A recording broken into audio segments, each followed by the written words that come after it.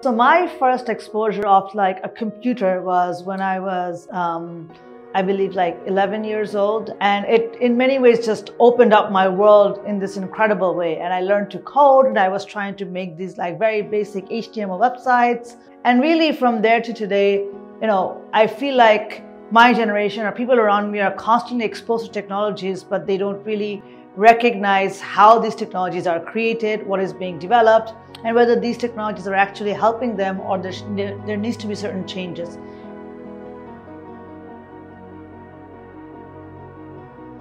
And I think as I became more and more involved in this space through my various roles, whether it was when I was working for Meta, or when I was working for a large philanthropic organization, or when I was working for the government, I think in these various roles, it just became very clear to me that what we're using today is, or sort of what the user interface is showing us, is just a fraction of technology.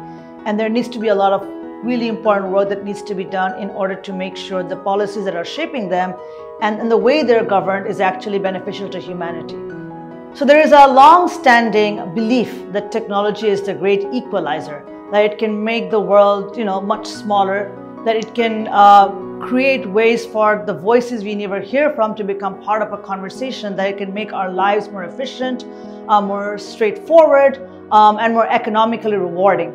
But I think in order for technology to really be the great equalizer, there has to be a lot of intentionality baked into how it's being designed, how it's being developed, how it's being deployed, and finally how it's being governed. If you're somebody who's trying to break into this career, don't feel like you don't belong here because you're not coming from a certain field that is supposed to be the tech field, right? I think anybody can become a part of it. And I think we need more diverse voices to be a part of it. And so, push through, fight through.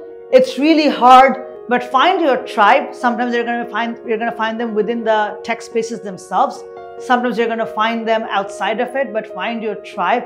But I do hope you continue to also break through those, and hopefully along the way, you're going to make a couple of people upset, but you don't give up and you push through, because we need you, and we need your voices, and we need your experiences, and we need lots and lots of women, and especially women of color, women from the global South, to be in the field of technology.